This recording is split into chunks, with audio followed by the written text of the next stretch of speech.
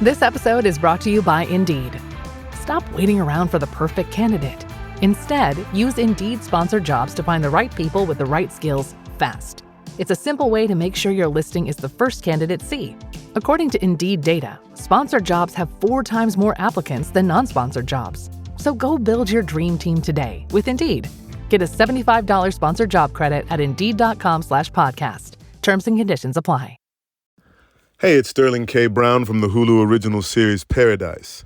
The next chapter begins as Xavier's search for his wife takes him above ground, and what he finds will change everything. It was never just about the bunker. Tune in and discover the truth lies outside. Paradise, the official podcast, premieres February 16th, and stream Paradise on February 23rd on Hulu and Hulu on Disney+. Welcome back to Fine Tooning with Drew Taylor, your one-stop shop when it comes to animation news and commentary. I am entertainment writer Jim Hill, and Mr. Taylor, whose writings on the industry you can regularly read over on The Wrap, and whose musings on the Mission Impossible movies you can still listen to on Light the Fuse, the official Mission Impossible podcast. Drew and I are recording this week's show on Sunday, February 8th, Super Bowl Sunday. New England Patriots are doing battle with the Seattle Seahawks at Levi Stadium in Santa Clara, California. 60th year that the AFC has faced off with the NFC. Not going to lie, Nancy's excited about this game. I'm not. I'll likely be baking while this is going on. I promised my daughter I'd make a batch of chocolate chip cookies, but I will be bopping in and out to watch this live broadcast, see what trailers show up. And you're doing much the same, Drew? I mean, Yes, except I'm getting, theoretically paid for it. I will be kind of logging all of the trailers throughout the night, as well as writing up if there's anything, brand new. We've already got a new Project Hail Mary trailer, Jim. I don't know if you saw that yet, but really strong. Cool. Yeah, I think there'll be some stuff. I don't think there's going to be a ton of stuff tonight, but I would definitely keep your eyes peeled for some animated stuff. Now, toward that end, was looking at some of the early coverage. They're suggesting that we should see a Toy Story 5 trailer, and more to the point, it's quite late. Well, again, and that doesn't open to theaters till June 19th.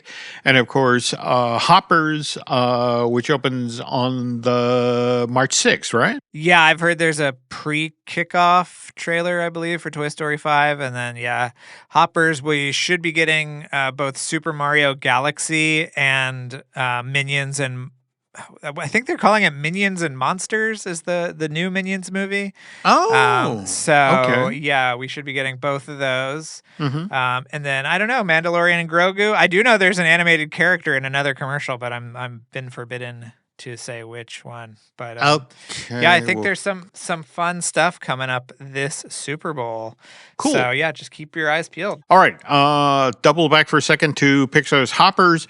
Want to remind folks that the art of Pixar's Hoppers actually comes out on the day this podcast goes live, Tuesday, February 10th. I ordered my copy of this 176-page hardcover from Chronicle just last night, but due to the threat that Drew made to me on last week's show, I know that I'm not allowed to open this thing for 3.5 weeks. That there's really something 10 pages in that spoils the movie.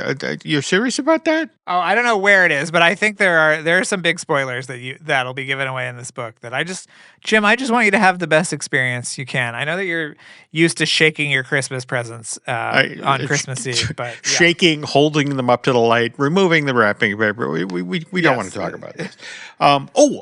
Speaking of art of books, The Art of John Canemaker, An Animator's Garden. I have that here to distract me while I'm waiting to open my copy of The Art of Pixar's what is this book? It's The Art of...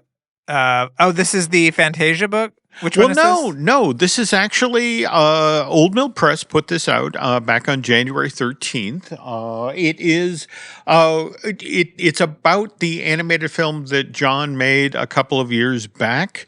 And it is, I mean, just this flat out lovely book that David and Nancy Bossert put together. I mean, I was paging through it last night, and I mean, you could rip pages out of this thing, throw them in frames, and put them up on the wall. That's how handsome they are. Well, we love Dave, and we love Old Mill Press. So Yep. that sounds great. Yeah, and we love John Canemaker. We should have all these people on the show at some point, Jim. I agree. Okay, so you covered already that Super Mario Galaxy is going to show up on the Super Bowl. That's interesting about Minions and monsters, and this mystery animated character, which we'll discuss on next week's show. But before, and there's lots of other news to get to. Before we do that, we need to acknowledge our sponsor, which is unlockmagic.com, where you get real discounts on Walt Disney World and Universal Orlando tickets, sometimes upwards of 12% off. And just so you know, Unlock Magic is run by the exact same team behind the DVC rental store and the DVC resale market. So if you're planning a trip to Central Florida in 2026, pick your dates, grab your tickets, and go. Unlock Magic makes it that easy to rack up very significant savings. And when you buy your tickets, let them know it was Drew and Jim who sent you. All right, now to the North American box office, which was a teeny bit underpowered this weekend. But again, that's to be expected for Super Bowl weekend, right? Yeah, I mean, next weekend is the big weekend because it is Valentine's Day and President's Day weekend. So there's like 100 movies coming out next weekend. It's going to be a lot. But yeah, this weekend, very sleepy. Okay. Well, Send Help, the Sam Raimi survivor horror comedy, which Drew had very nice things to say about last week.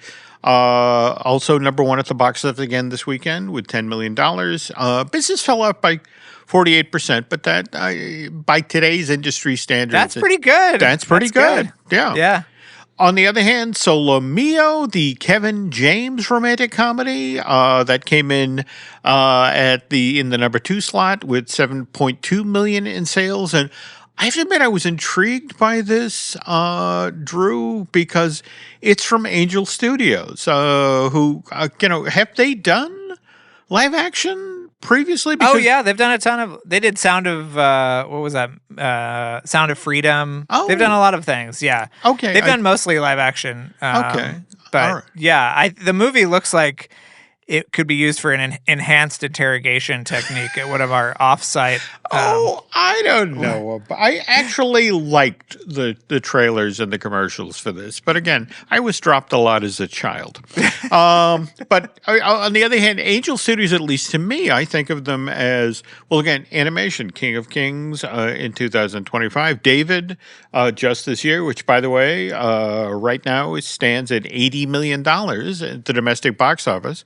Though, speaking of Angel Studios, we finally do have a release date for Andy Serkis's Animal Farm. Did you see this? May 1st? Yes. It's coming out. I don't know if that's a warning or a promise, but it's coming out. All right. We're making friends.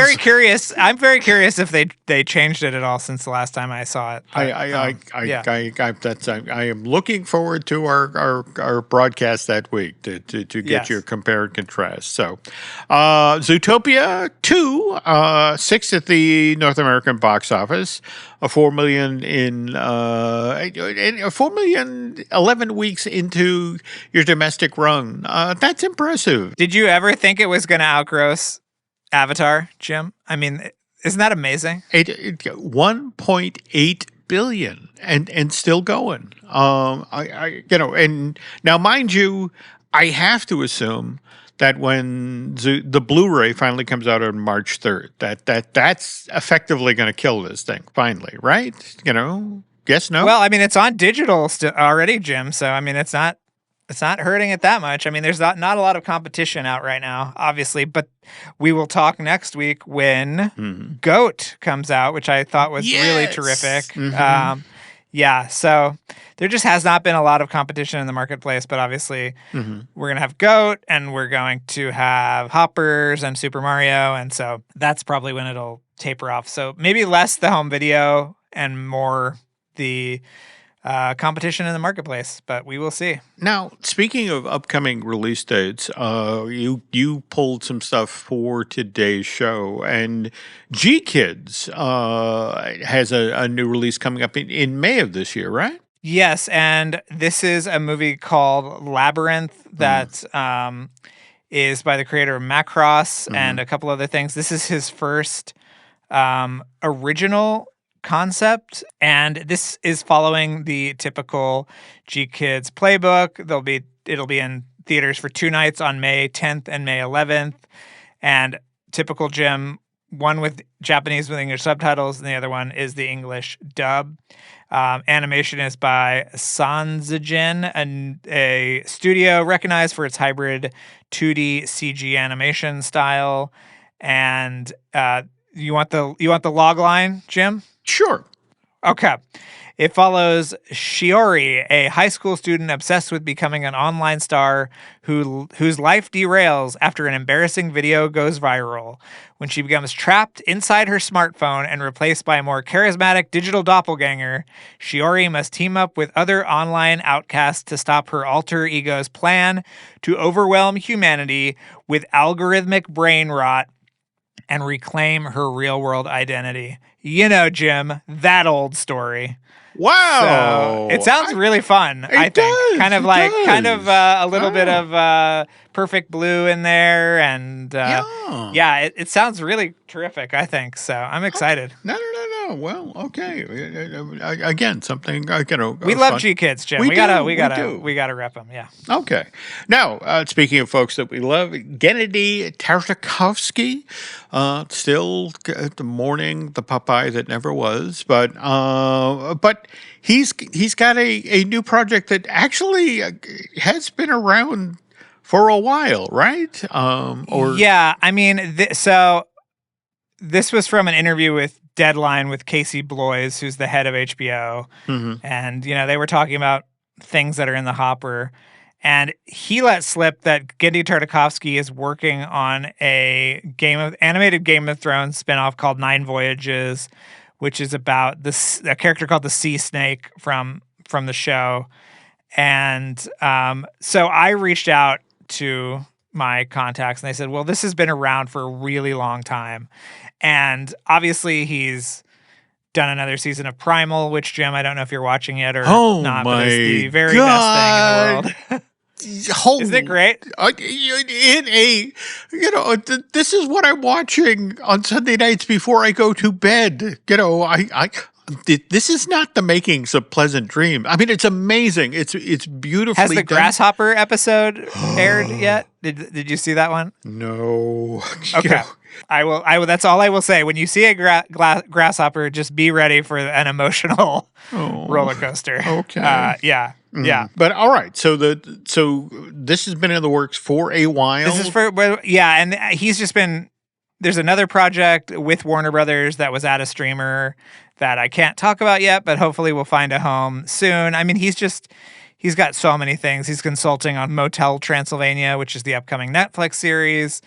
So, yeah, I don't know when he will do this, but hopefully sooner rather than later. Apparently, the Black Knight test footage stuff did not really, shake the trees like he hoped it would. But Okay. He's always got something exciting coming around the corner. So, yeah. All right. Well, here's hoping. Okay. And we're talking about continuations of, long-running series. And, of course, Stranger Things just wrapped up its 5th season. Only now, we have a trailer for an animated continuation of sorts, right? That's right. Tales from 85.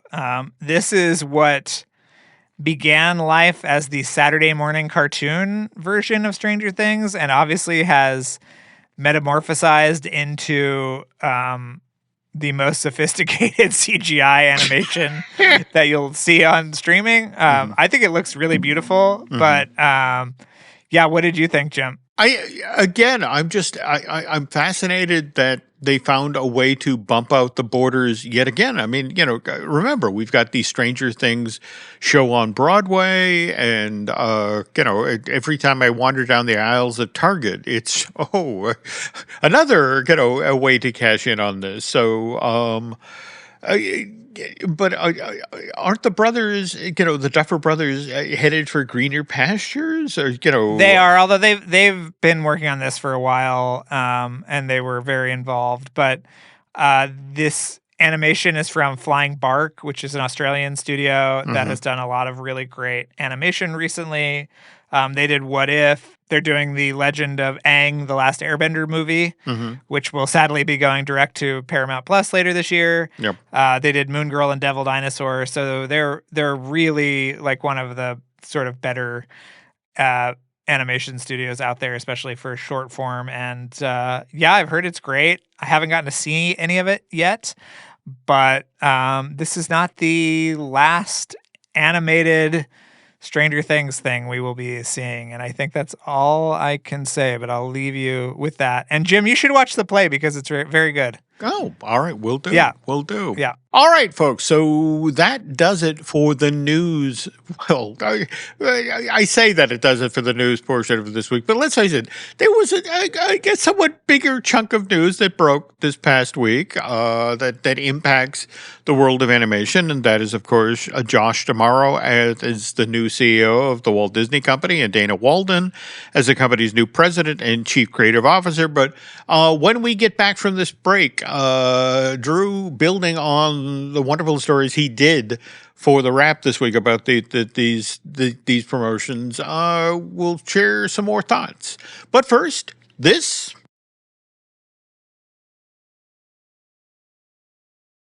And we're back. Before we start into chatting with Mr. D'Amaro, I did get a notice from Gallery Nucleus this week about, and Drew, you have been such a big fan and supporter of Arco. I wanted to ask, because they're doing a panel and a signing this Wednesday, Wednesday, February 11th, and any chance you're the one who's moderating this, or? I don't know. I don't think so. Jim, we're trying to get the turnaround time as tight as we can be for me, moderating something. It's like, do you have 5 minutes? Can you come down? But yeah, I mean, regardless, you should go. There's going to be artwork there for sale. And yeah, I love Arco. I think it rules. You haven't seen it yet, have you, Jim? I have not. I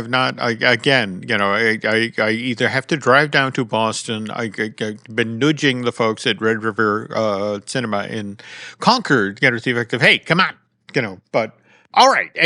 But that said, anything paneling wise or moderating wise that folks should be aware of? No, not public facing. I'm doing a cool video this week with some below the line talent with Frankenstein that'll be up on the wrap soon. Oh, but I mean, just trying to keep my head above water, Jim. This Oscar season is very long and exhausting. No doubt. Yeah. Did you see that on Monday they're actually doing their first ever live script reading? I'm going to get you the exact thing so I don't screw this up. But it's Film Independent does these live script readings, and they're doing the first one for an animated film, which is Zootopia 2. So it's going to be Jennifer Goodwin, Yvette Nicole Brown, Nicole Byer, Josh Dallas, Sam Richardson, Nate Torrance, Alan Tudyk, Patrick Warburton, and more, Jim. So they're doing a live script reading of the Zootopia 2 script, which is a fantastic script, and I cannot wait for that. So that's on Monday. So hopefully some videos and things will leak out from that, Jim, and we can talk about it next time. Oh, that's so cool. Yeah. That's so cool. Well, and speaking of Disney-related stuff, look, when Bob Iger came back as the CEO of Disney in November of 2022, replacing Bob Chapek, who came on board as Disney's CEO back in March of 2020. Almost immediately, the question was, okay, so, you're here now to fix, this, but who's going to replace Iger and when. And, we now have an answer, though this is not really all that much of a surprise, is it? No, although I think there were a few names that were being bandied about that we all heard. But obviously Josh D'Amaro was settled upon. And how are we feeling about that, Jim? Well, I mean, it's, I don't know if I ever told you the story about Shul and I were driving to the the D23 Expo. Oh, he actually told me this story this week, but yes, please continue. Well, yeah, we're driving up West Street, Disneyland Drive, and we're going to turn into the convention center and go. They had an area back there designated for parking for media, and so we're waiting for the light to change, and look at the guy jogging, at the crosswalk, and it's like that guy looks familiar. That guy is Josh D'Amaro, and it's like this is like 9 o'clock in the morning, and Josh is, and he's going to be presenting, I want to say that night, doing the thing at the Honda Center, but he's out jogging around the resort. And, and I think I made the joke to Shul at that moment, if Dana Walden had slipped us a few bucks, this story could have ended very, very differently, but, So, I mean, Josh seems to have been, had the inside track on this. I mean, it's just, he's, when you look back over his career at Disney, he's basically been everywhere and done everything. Not on the park side, like you're right. Right. He started I think at Adventures by Disney. Yes. Or that was his first job in the parks section. And yeah, he's been here since 98, which is not, that much longer than Iger has, because Iger came over with the ABC Cap Cities deal, right? In 95. You're right. Yep. Mm-hmm. Yep. Mm-hmm.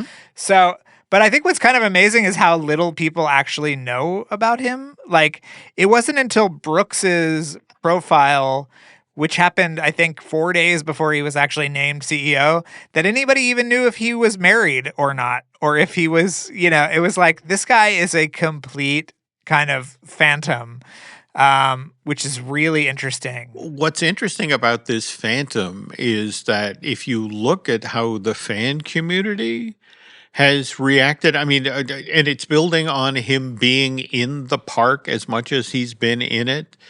I mean, I guess that's the other thing, that, a guy who, has spent so much time on the park side of things, and it's not like he hasn't been involved in large projects. I mean, think about it. When he came on board as the vice president of Animal Kingdom, that's when the whole Avatar, thing was happening in that park, and that must have been interesting, dealing with all of the pressures from the company and dealing with James Cameron and John Landau. What are your thoughts on that? Well, you're right, Jim. I mean, the integration of studios and parks has really ramped up in the last few years. I mean, not only that, but he was, overseeing the updates to Star Tours, which were all paid for by the studio. Things like the Fantastic Four being in Tomorrowland, which was a huge initiative and a cross-promotional thing with the studio. The updated Millennium Falcon attraction, which is going to be a tie-in to The Mandalorian and Grogu.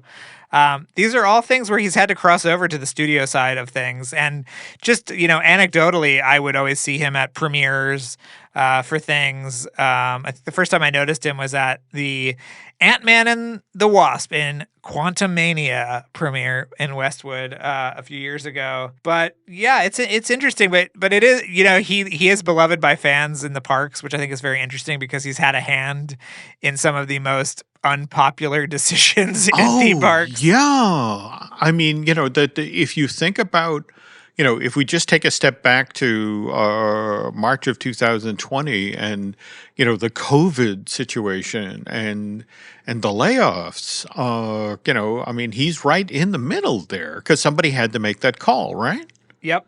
And everything from the discontinuation of Magical Express to, no more free fast passes, to the reservation system, which I cannot believe is still being employed and is the most annoying thing ever still.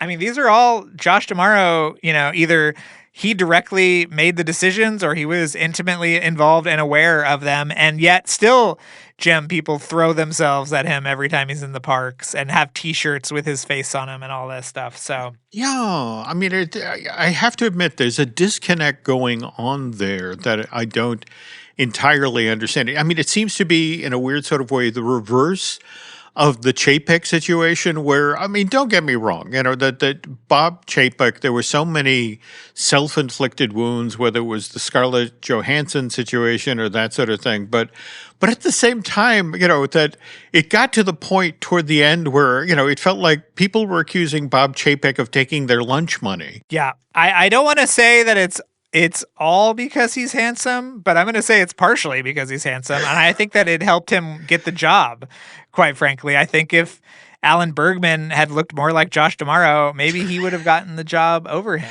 You know what I mean? And he looks, I don't know, did you see the ABC interview, Jim, where they were in the theater, they were dressed exactly the same, and it was so painful. Well, yeah. That coupled with the fact, I have to admit, I was sitting here working, and Nancy had it on, and it was one of these things where that was at least 5 minutes of primetime news on ABC. And it was just one of these things, really? When the world is burning down, Jim, don't you want to hear from two middle-aged white men talking about their succession plans? Yeah. There we go. It was just, and at the same time, there was a part of me that genuinely felt badly for Dana. Because, she, if she had taken the CEO position, she would have been the first female CEO of the Walt Disney Company ever in its over 100-year history.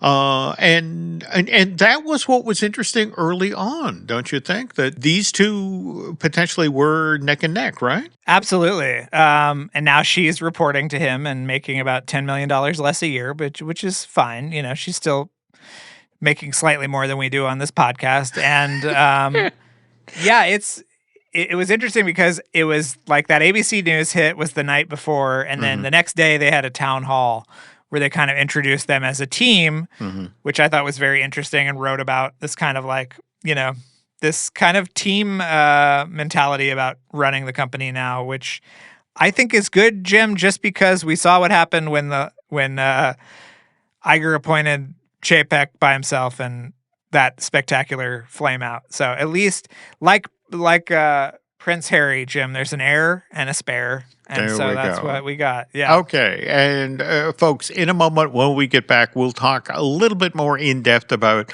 Dana Walden. And again, a surprisingly powerful behind the scenes player, at least on the entertainment side of Disney. But before that, there's this. They always tell you there's a catch, a compromise, an asterisk. Terms apply. See store for details. May be less than advertised. May vary by mood. Probably. Sprite Zero Sugar? It's different.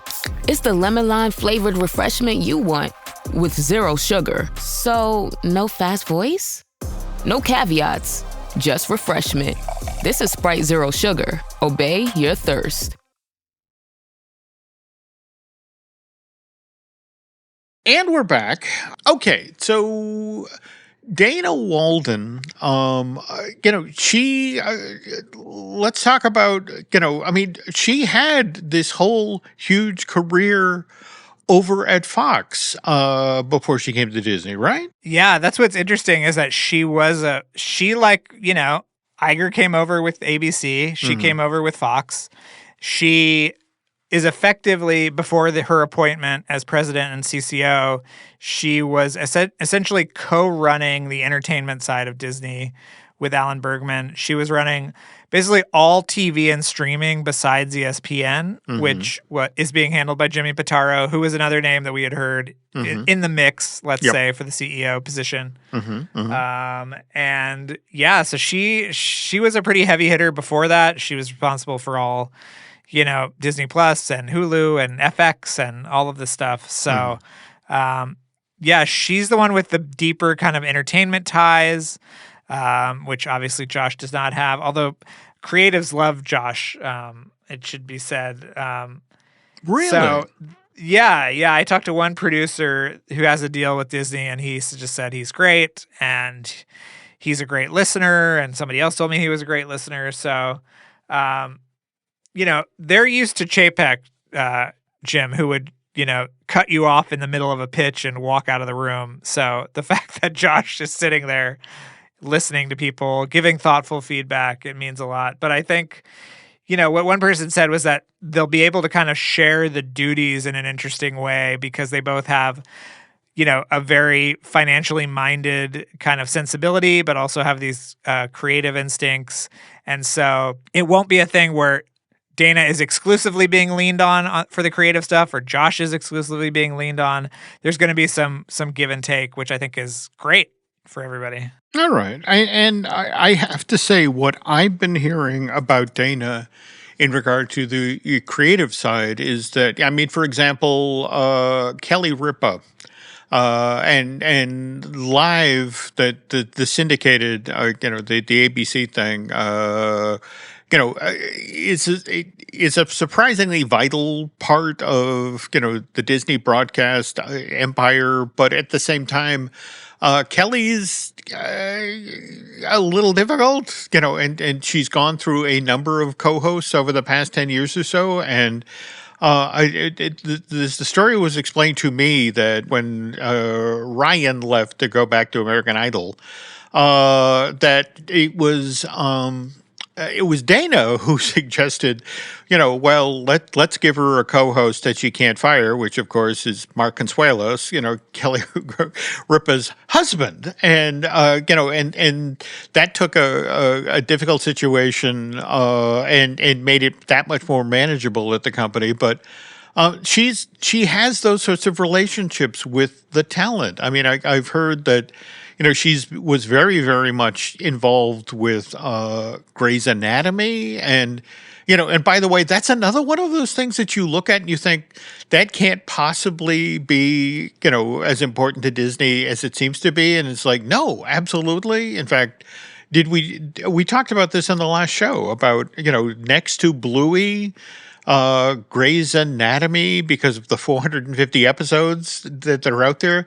That's the most watched per minute on streaming show. Yes, we did talk about that. Yeah. Crazy. Yeah. So I guess for me, you sort of alluded to this in the last segment, that a Disney company, when it has two at the top, and let's remember that was Walt and Roy, and that was Michael and Frank, and eventually Michael and Bob Iger, at least for a time. It does better, but I guess that's the thing, that isn't it normally the creative that's the front face of the company, and it's the more financial person who steps back? So wouldn't the argument be Dana's really the more creative? Or she is the chief creative officer, but I think I don't think it's lost on us, Jim, that the day before the announcement was made was the Disney earnings call. Mm-hmm. And it was reiterated yet again just how important the parks are to the company. Anywhere between 60 and 80% of the income at the Disney company is now being attributed to the parks, cruises, and consumer products arms. So, he's picking a guy from parks made perfect sense in this scenario. And I know that Chapek really was... He was in charge of parks, but he was more of a consumer products guy. But I think that really is a lot of what the appointment of Josh is saying, is just how important the parks and the cruise ships are to Disney going forward, right? They used to be part of the brand, and now they're most of the brand. So it's really interesting in that regard. To me, that's what her appointment as being sort of number two was saying was like, it's a different thing now. The company is very different. Yeah, and now, okay, so to just sort of, put a button on this now, Iger effectively steps down, I want to say on March 18th. Is that what they're saying? Though he'll be on the board until at least the end of the year with an option to extend. So he could be on the board for longer. Okay.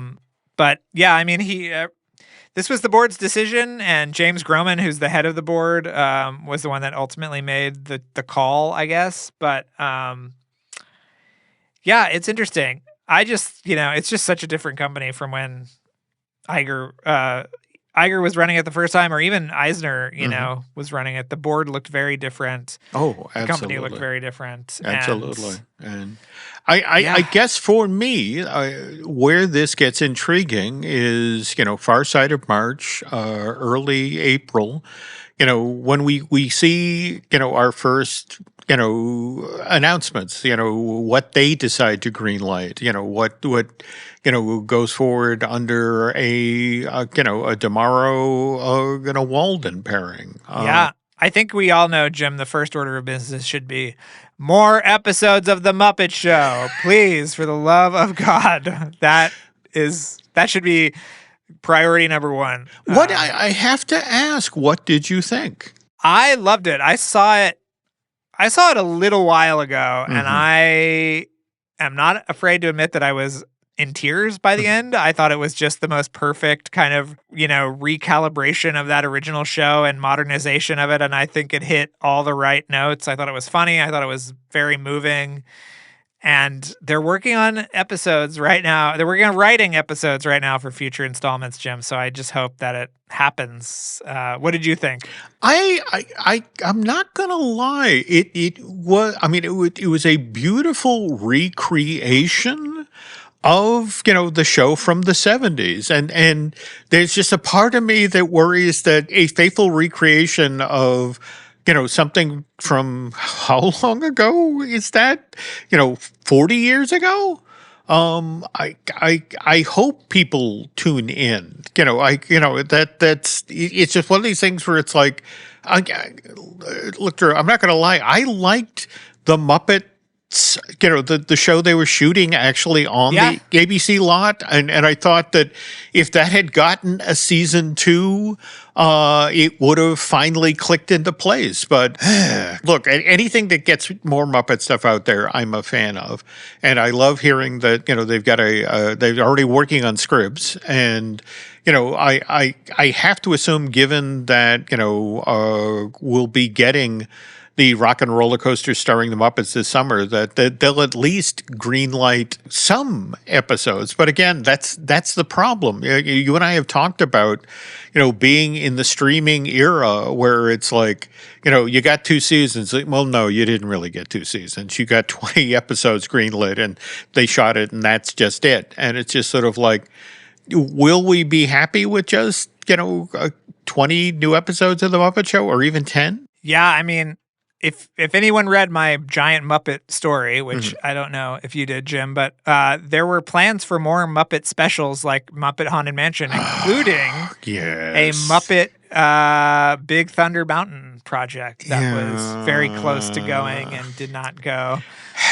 So, the last 10 years have been pretty rough for the Muppets. This is just they have been. I like the ABC show too. I just think, I don't know, there's a sort of like a purity of intent with this one that just felt really good. And I thought Sabrina was the perfect person.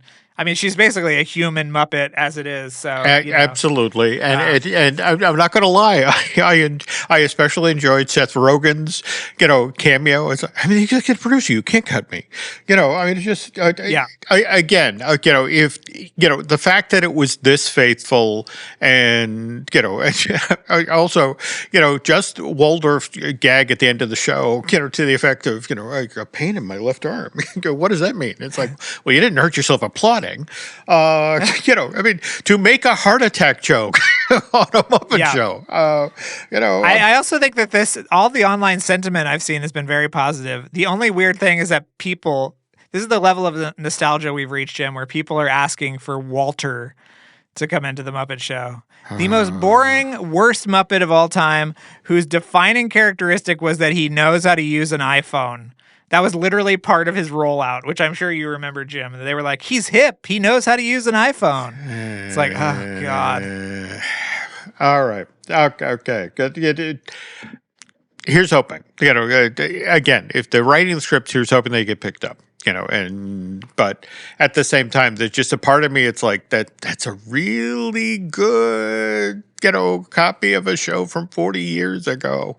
And so much of the Muppets, seems to have been defined by nostalgia that it's just sort of like. But you didn't think this was contemporary enough? I mean, like, they did a Weekend song for one of the musical numbers. Oh, no. I don't know. The musical choices, I mean, again, but it was one of these things where it's like, when I was looking up at the balcony and it seemed to be every supporting character for the Muppet TV show, for its entire 5-year run, it just sort of, it's like, wow, that is very inside baseball. I mean, there's about 5 of us. Bobo was there, Jim. I know. I mean, the couple that always sang and the numbers ended in disaster. I mean, that's the thing. It felt like. What about Johnny Fiamma and Sal the Monkey from Muppets Tonight? I mean, come on. They were all there, Jim. They were, but that's kind of part of my problem. It's just sort of like there were moments where it's like this is a lot of fan service. So, but anyway, here's hoping they get more episodes. They can make it their own while still paying tribute to the past. And, I hope so. All right.